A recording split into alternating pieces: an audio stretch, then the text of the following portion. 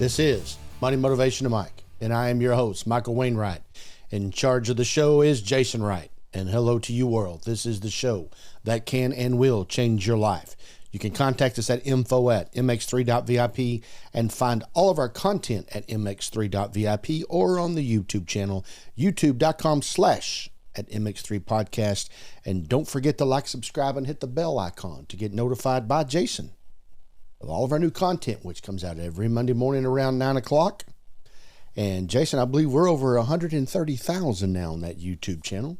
And podcast numbers continue to rise too. As a matter of fact, most of the people I've talked to over the last week have been podcasters. And one of the reasons, there's still a lot of people who drive for a living that need and like something to talk to. As a matter of fact, as I was thinking about this, we've got to have an episode on the truck driver. Okay.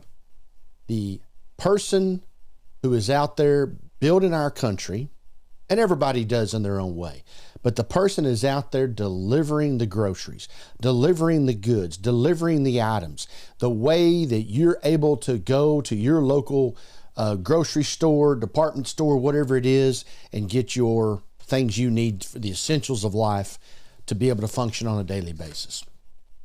We've got to be able to bring that to us. In the meantime, here we are.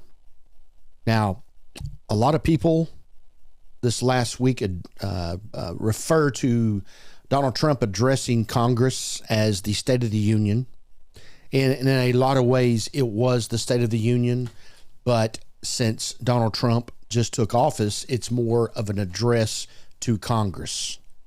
Typically, the State of the Union happens in January. It has happened as late as March, but for the most part, it happens right after the calendar year, and so forth and so on. But I want to cover the State of the Union because that's, in essence, what I believe we heard the other night, and read a little bit about the State of the Union, give you some information on what exactly the State of the Union is, and then we're going to do a little bit of the clips from last, let's see, was it Tuesday night, Jason?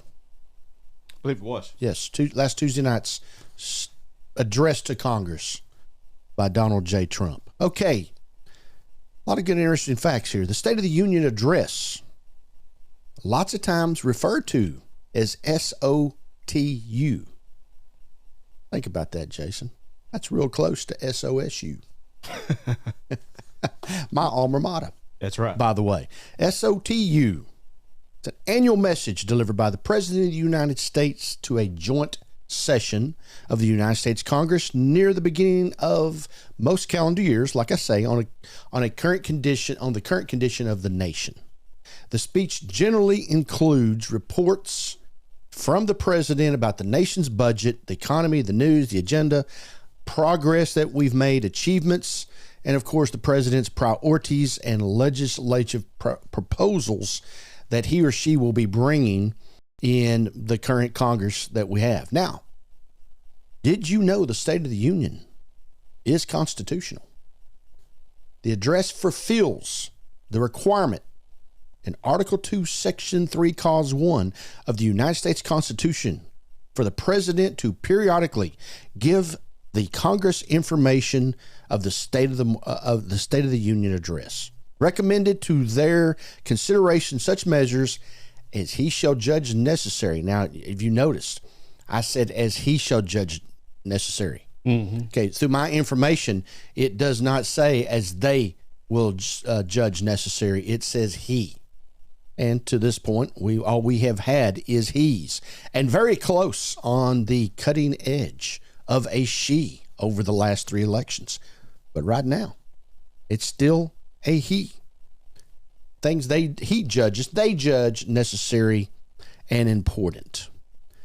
During most of the country's first century, the president primarily submitted only a written report to Congress.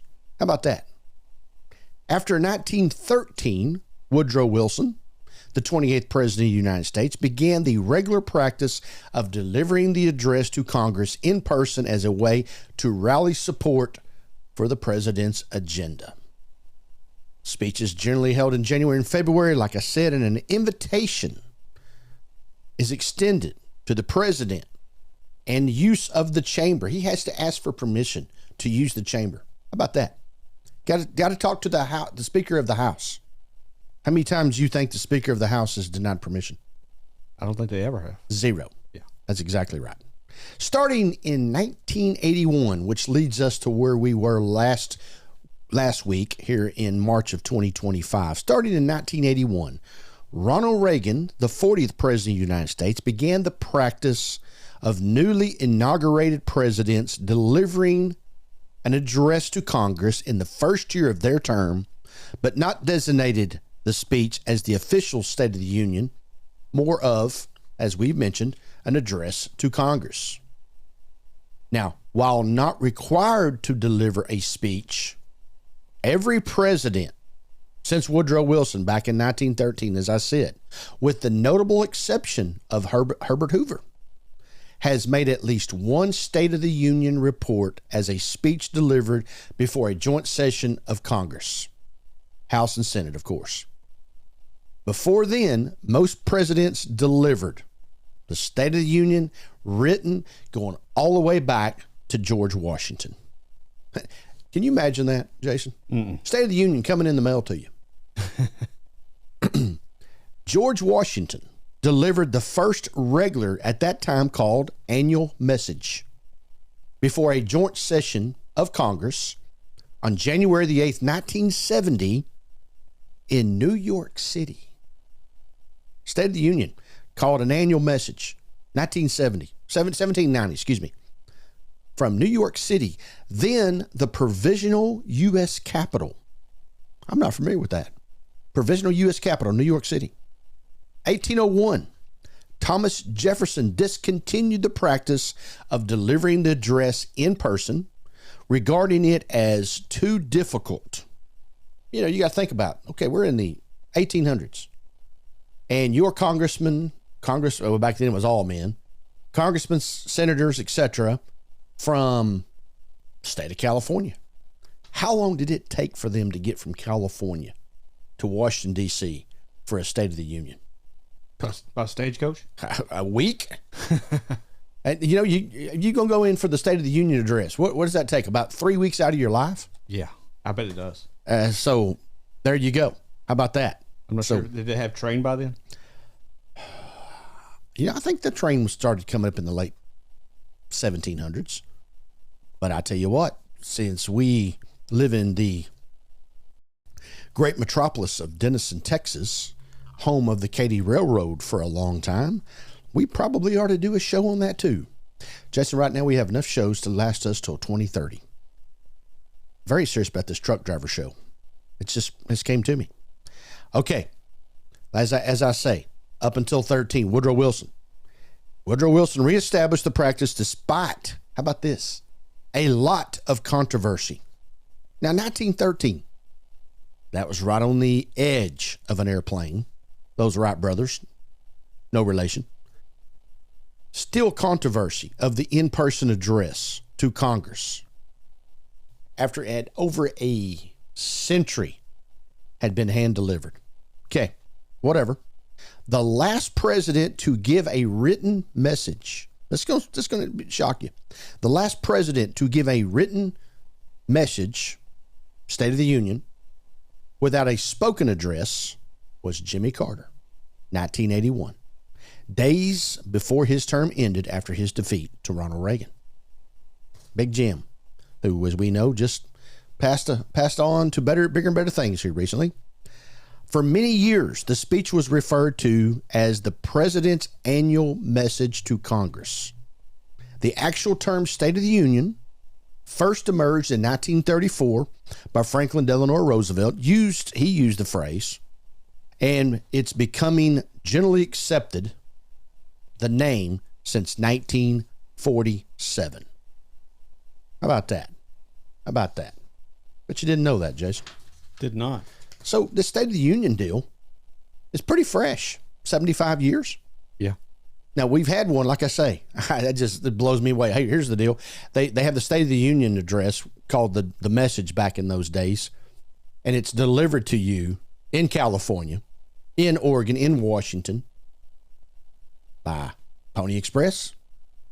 Guess so. How many people did not even get the State of the Union in the mail? How many congressmen did not even get the State of the Union? Because somewhere between here and there, the stagecoach got robbed, which was a big deal. You know what's happened. Where the term shotgun came along. I'm riding shotgun. Yep. Because the dude to the right of the driver of the stagecoach carried a shotgun. That's right. And that came from Wells Fargo. That's correct. You just never know what you're going to hear when you tune into us here at Money, Motivation, and Mike. Warren Harding's 1922 speech was the first to be broadcast on the radio to a limited audience. Calvin Coolidge's 1923 speech was the first to be broadcast across the nation. President Roosevelt's 1936 address was the first to be delivered in the evening. Can you imagine the State of the Union coming on at 11:30 in the morning? This president was not followed again. The evening was not followed again till Harry Truman's 1947 address, which was the first to be broadcast on television. 1968. Okay, that would have been LBJ. Great year, 1968. That was the first time that the YouTube channel and podcast of Motivation and Mike was first thought about. That was the year I was born. I said, somewhere in the next 50 years, we're going to have this thing that goes all over the world, and I'm going to get on there and talk. That's what I said in the infant hours of my life.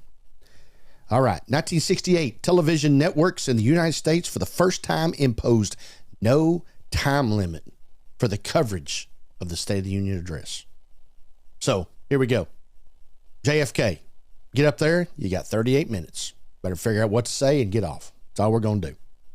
Now there's no time limit. And every network, every radio station, every World Wide Web directory all put it out.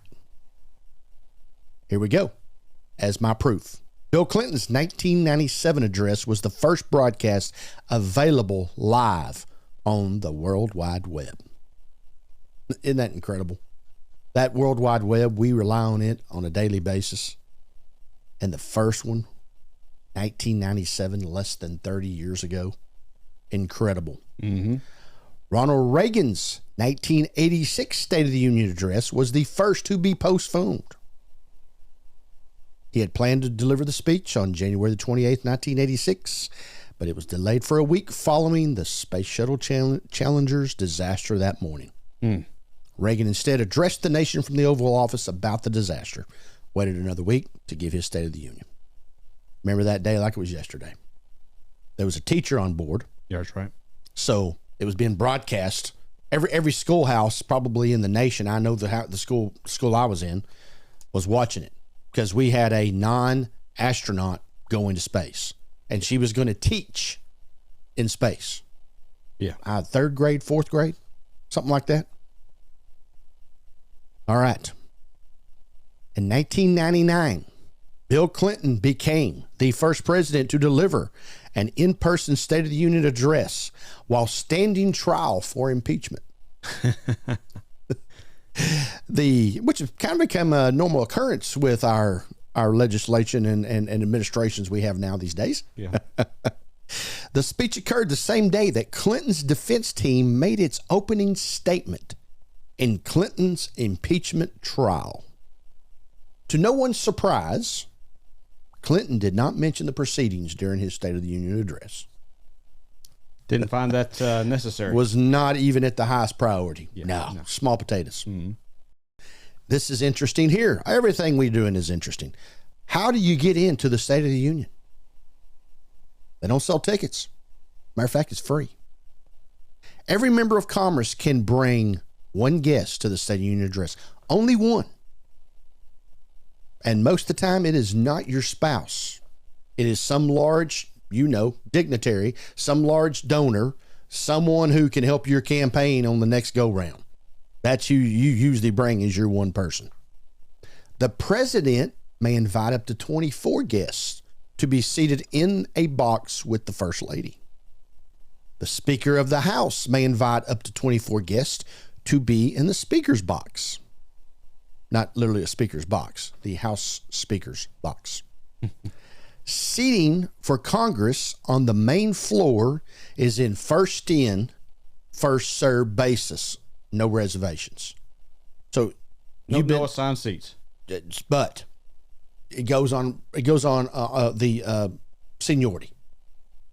So obviously before Joe Biden became president, he was sitting up front. Is that right? No offense, Joe. Okay. The cabinet, the Supreme Court justices, members of the diplomatic corps, military leaders, the Joint Chiefs of Staff, and the commander of the Coast Guard all have reserved seating. There you go. That gets you ready for the Sergeant at Arms to walk in and announce to Mr. Speaker that the President of the United States is ready and ready to go. All right. Now, since they have kept good, strong ratings, and this goes back to 1994, Jason. So we're talking about in the early stages of the Bill Clinton administration through last week. When do you think the highest, well, just go with this. Who do you think's had the highest rating of one State of the Union of the presidents, including Bill Clinton, since Bill Clinton? George W. Bush. Post 9/11? Well, this was actually January the 28th, 2003. Okay. I mean, we were year and a half removed from then. So he had already given the State of the Union in 2001. Yeah. And, in 2003, we were still removing rubbish from downtown New York City. Yeah. Okay. So, I'm trying to think of a large event in 2003. Once again, we had another space shuttle that unfortunately hit the Earth. And that was in January, wasn't it? I believe it was. We talked about that here recently. Mm-hmm. Okay. The second largest audience, Bill Clinton impeachment. Yeah. All right, back over. George W., 62.06 viewers, 62 million viewers. And we've usually around 300 million people in the United States. 62 and growing. 62 million viewers in 2003. 53 million viewers in 1998. January the 27th, 98. All right. Third on that list, Donald Trump in 2019. 46 million, almost 47 million viewers. So from 2003 to 2019, basically it was in the 30 millions. Trump in 19. I'm sure that was probably had a lot to do. Maybe he was involved in some of those impeachment proceedings starting in the. I don't remember when those came about, but his was the third largest. Who on the list from President Clinton forward do you think has had the lowest ratings? Obama or Biden? Joe Biden. Listen at this. I just gave you these numbers. All right, so think about this. January, actually in 19, it was February the 5th was the State of the Union. February the 5th, 2019, Donald Trump, right at 47 million viewers. 2 years later,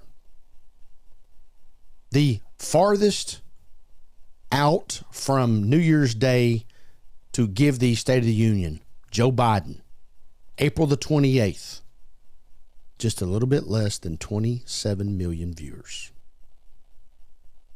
26.9. That was the lowest. Since we went with the highest, we're going with the lowest. Who do you think has the second lowest? Obama. Joe Biden. Okay. 2 years later, February the 7th, 2023, 27,300,000. So he went up 400,000 viewers to 2023.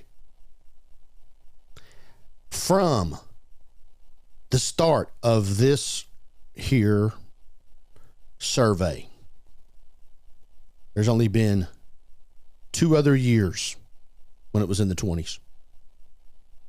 But Big Joe, number 1 and number 2 on the bottom, George W., Bill Clinton, Donald Trump, 1, 2, 3 on the top.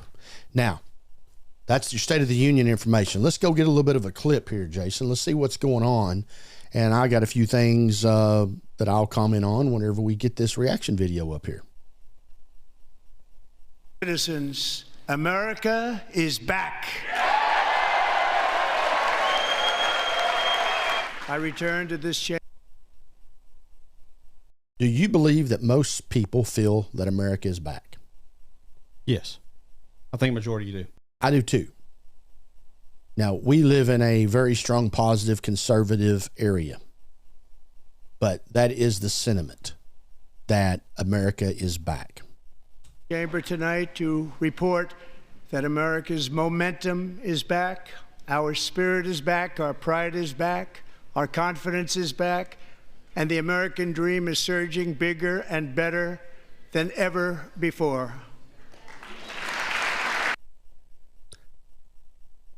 Whether you like Donald Trump or not, and as I've said many times, there are many things that Donald Trump says that I don't like. But I feel that this nation feels a whole lot better today than it did 60 days ago. Yeah. Mr. Green, take your seat. Take your seat, sir. By the way, this is House Representative Green. Al Green. Al Green, Texas. Yes. Where at? Houston? Mm-hmm. That's Okay. correct. Take your seat. Finding that members continue to engage in willful and concerted disruption of proper decorum, the chair now directs the Sergeant-at-Arms to restore order. That was Speaker of the House, Mike Johnson, telling the Sergeant-at-Arms to get Representative Green out of the chambers. Yeah. He got 2 warnings, and then It was actually 2 warnings. 2 warnings prior to that, and then he got kicked out. Remove this gentleman from the chamber. This is And he did leave Yeah. without a whole lot of resistance. Yeah. I mean, I don't know if any words were said, but He went there with an agenda, yeah. and he knew he was going to get thrown out. Oh, sure. Okay. Now, this is what that tells me. And let's go back and you think about this. In the honorable position of the United States of America president, most powerful position in the world, we've talked about it many times. And most people around the globe, around the world, will say that the most powerful position in the world, the most powerful person in the world, is the president of the United States. Was that POTUS? And that what? POTUS? POTUS. So here you go. One of the 535 people that we send up to Washington, D.C. to help the president make policy, govern policy, and run the country, rebuttaling the fact that he is giving an address to Congress. Now, what that says to me, and I go back, and I just go back to the local preacher, which I've heard many times in many different churches. The preacher doesn't always agree. The congregation doesn't always agree with who's in office, but they respect the office. As we said here a couple of weeks ago, if Joe Biden had invited me to the house, to the White House, I would want to know when do I need to be there? Because it is a respectful, honorable thing. I can't help it that he only had 27 million people watching his State of the Union a couple years ago. And we pointed out the facts. Not that we were ripping on Joe, President Biden. but it is an honorable position. And I have heard many people in prominent positions, starting with the pastors of churches, say, pray for the person in charge of the world, the United States of America, as well as the other leaders, whether you agree or disagree. Agree to support them. Agree that hopefully they'll see some better vision if you don't agree with their vision. On and on and on. Now we got Rep. Harris standing up. We send 535 people up there to represent us at different parts of the country in all 50 states. And what this guy is telling you, in my opinion, for those of you who voted for Donald Trump, I don't respect your vote, because the people who voted for Donald Trump, in frankly an overwhelming popular vote fashion less than 60 days ago, said this is the guy or gal, in this particular case guy, that we want running the country for the next 4 years. And you just shot the middle finger to the President of the United States and the people that voted for him. And that's how I feel. You want to cause havoc? You want to do disruptible things in front of the world, Jason. All over the world. And this United States thing is supposed to be leading the world. And we got this guy, I'm not going to call him a Yahoo, because I respect the fact that he did get elected too. We got to be better than that. And I know leading up to this, he's a Democrat. I know leading up to this, there's a lot of Democrats that feel the way he does. But respect the position, as they say. Don't go up there and embarrass us and embarrass our party. He has, and I believe the general public has also spoken in a very negative light about what went on in the House of Representatives chambers just a couple of days ago. Very disrespectful, and shows awful light on the United States of America. Mm-hmm. This is my fifth such speech to Congress. And once again, I look at the... Okay, he just said fifth such speech. So he's lumping in the State of the Unions and the address to Congress in the same fashion. Democrats in front of me, and I realize there is absolutely nothing I can say to make them happy or to make them stand or smile or applaud. Nothing I can do. So Democrats... Okay. I don't necessarily like him calling out the other party in the general public. I understand what he's doing. I understand that the Democrats are very, they have a lot of language that they're using right now as one of their own. Just a few, I don't know how far back in the speech it was that stood up and did what they did. So maybe that opened the door. But calling out the other party, what to me, what he's doing, and I am all about calling people out and making them held accountable. I'm at the top of that list, and do it sometimes to my detriment, for sure. But he is calling out the Democratic side of the party in the State of the Union address, which may be a bit much. Sitting before me, for just this one night, why not join us in celebrating so many incredible wins for America? For the good of our nation, let's work together and let's truly make America great again. Right now, you've got a picture of Nancy Pelosi. They go straight to her, minority leader. No reaction. And since we're on that subject of Rep. Pelosi, do you recall Trump's last State of the Union address when she was Speaker of the House? Yes. And she had his speech, the Speaker of the House, the Vice President, both sitting behind the President, have the speech that he or she's fixing to read. And he turns around. I believe they shook hands, both of them. He turns back around to wave at the chambers. Everyone's still there, and she rips up the speech on live TV, throws it back onto the table. It's a real class act right there. Oh, it's once again disrespect 101. And someone like that has no business representing people in Washington, D.C. They have no business representing people at the state capitals. They have no business representing people at the local jurisdiction, such as the local city councils, the local school boards. Disagree. It's democracy. Don't disrespect. And that is where our country is. It's in a bad state when it comes to that. Donald Trump's in the middle of that too, on most cases, and we've got to stop that mess. It's ridiculous.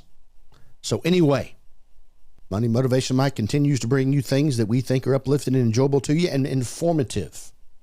A lot of things we've talked about over the last several months have to do with politics and our country, running this nation, who is and who isn't, how we act, what we do. And maybe we're motivated in a wrong way, which obviously is the middle name of our title of our show, Money, Motivation, and Mike. But we're going to continue to work, harp, try to hold people accountable, including ourselves, most and foremost. Please send us your remarks, info@mx3.vip. Find all of our content at mx3.vip or on the YouTube channel, youtube.com/@mx3podcast.